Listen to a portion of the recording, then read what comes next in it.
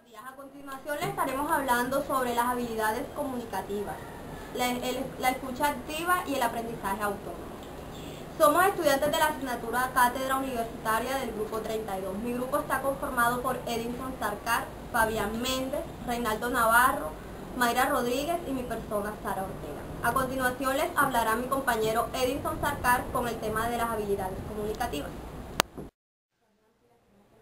Muy buenos días.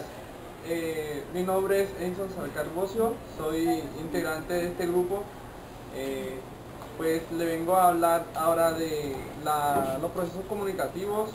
Pues se dice que los procesos comunicativos son aquellas habilidades que tiene el hombre para comunicarse. Estos son habla, escucha y escritura. Entre el habla y la escritura, el desarrollo de estas dos van de la mano en cuanto el niño va tomando cierta edad. O sea, de acuerdo a la edad del niño se va adquiriendo el habla y la escucha. Esta va teniendo un proceso en desarrollo, pues esto le va haciendo para bien en tanto a la comunicación con los demás de su misma especie. Por ejemplo, los niños de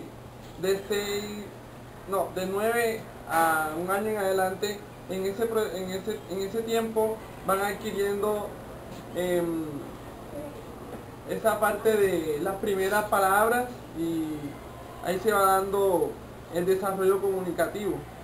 Pues en la parte de la escritura, este proceso se va dando ya mucho más adelante, cuando el escucha y el habla se encuentran un poco más desarrolladas.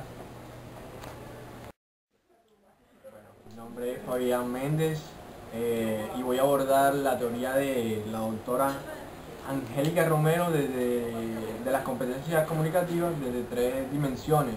Ella menciona la dimensión cognitiva, la dimensión comunicativa y la dimensión sociocultural. Bueno, en estas dimensiones se concibe al hombre como el sujeto del conocimiento y el lenguaje como ese medio de cognición, ese medio a través del cual podemos comunicarnos. Bueno, este enfoque analiza a los sujetos desde un determinado contexto y va a mostrar todas sus costumbres, sentimientos, posición, rol y diferentes aspectos que poseen, que están presentes en la cultura. Este enfoque ha sido determinado o considerado como un enfoque integrador, ya que analiza las partes esenciales en la comunicación.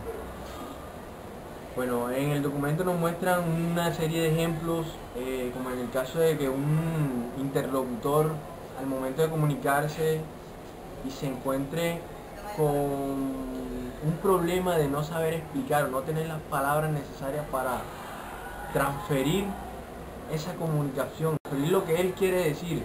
Se dice que este problema es muy frecuente y este enfoque trata de buscar la solución, de buscar respuestas al por qué se dan ese tipo de problemas, de dificultades. Dice que a menudo suelen ser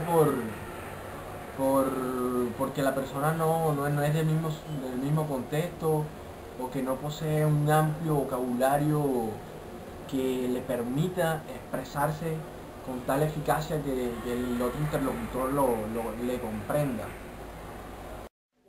Por otro lado, en este enfoque se trabajan las habilidades comunicativas como es la comprensión auditiva de expresión oral y la comprensión escrita, que parte de un enfoque de la comprensión lectora. Bueno, aquí culmino. En esta intervención hablaré sobre la escucha activa. Uno de los principios más importantes y difíciles en un acto de comunicación es el saber escuchar. La falta de comunicación que se sufre hoy en día generalmente se debe a esto, que la gente no escucha bien. Existe una creencia errónea de que se escucha automáticamente, pero esto no es así. Escuchar requiere de un esfuerzo muy superior al que se hace al hablar y también del que se ejerce al escuchar sin interpretar lo que se oye. Pero nos preguntaremos hoy en día qué es la escucha activa.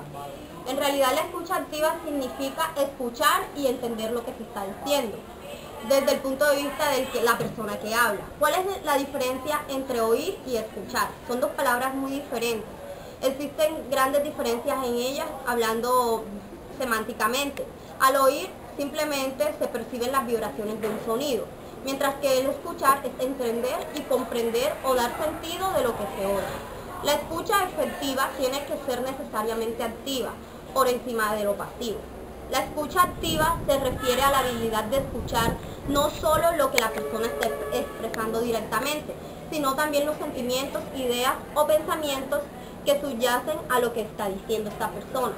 Para llegar a entender a alguien se precisa a sí mismo cierta empatía, es decir, saber ponerse en el lugar de la persona que está hablando. Los elementos que facilitan la escucha activa son la disposición psicológica. ¿Por qué hablamos de la disposición psicológica?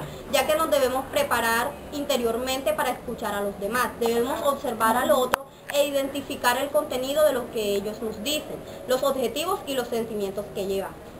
Expresar al otro lo que escuchas con comunicación verbal. Es necesario que cuando estés hablando con la otra persona estés diciendo, ya veo, o sea, que le demuestres que estás entendiendo su información. Y la no verbal, que hablamos del contacto visual, los gestos, las inclinaciones del cuerpo, etc. Los elementos para evitar en la escucha activa son no distraernos, porque al distraernos le demostramos a los demás que no le estamos prestando atención. La curva de la atención se inicia en un punto muy alto, disminuye a medida que el mensaje continúa y vuelve a ascender hacia el final del mensaje. Otros elementos a evitar en la escucha activa. El primer elemento y el más importante es no distraernos, porque distraerse es fácil en determinados momentos. La curva de la atención se inicia en un punto muy alto, disminuye a medida que el mensaje continúa y vuelve a ascender hacia el final del mensaje. Hay que tratar de combatir esta tendencia haciendo un esfuerzo especial hacia la mitad del mensaje, con objeto de que nuestra atención no decaiga. Otro elemento a evitar es no interrumpir al que habla, no juzgar, no ofrecer ayuda o soluciones prematuras, no rechazar lo que el otro esté sintiendo. Por ejemplo, no te preocupes, no es nada. No contar tu historia cuando el otro necesita hablarte. No contraargumentar. Por ejemplo, si una persona te dice, me siento mal, no deberías tú decirle, yo también. Evitar el síndrome del experto. ¿A qué se debe el síndrome del experto?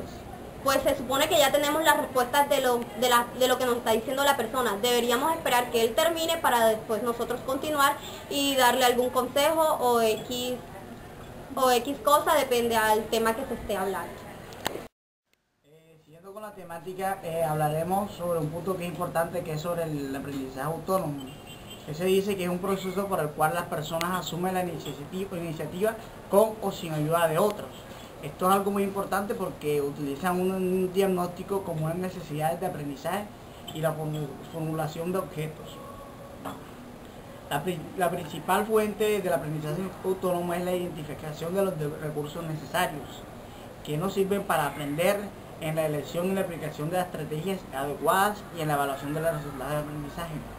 Este punto es muy importante porque nos muestra la autonomía que presentan los seres humanos para afrontar las nuevas tendencias que se nos presentan día a día en nuestro diario parecer. Entonces este es uno de los temas importantes aquí en esta ponencia. Las características del aprendizaje autónomo son disposición, responsabilidad personal, claridad en sus objetivos, conocer su estilo de aprendizaje, autonomía, emplear diversos medios como las TIC, libros, entrevistas, etc. El papel que desempeña el docente en este tipo de aprendizaje es diseñar estrategias y emplear mecanismos que favorezcan el aprendizaje sin una presencia física.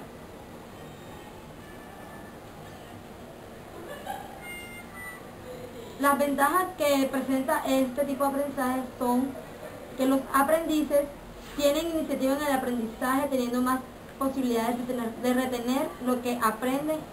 Por finalizada nuestra exposición sobre los temas de las habilidades comunicativas, la escucha activa y el aprendizaje autónomo. Gracias por su atención.